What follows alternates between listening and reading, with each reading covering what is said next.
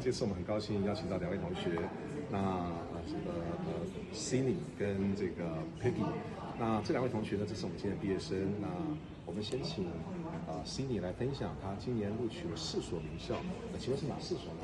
我录取 UCR， 然后 Holt、Utah 跟 Stony Brook。Stony Brook 它的学位排名大概50名左右。那你想念什么专业呢？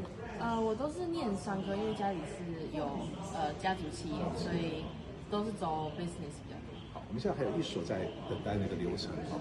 那你有没有一些心得或者一些建议要分享给我们的学弟妹呢？我其实觉得参加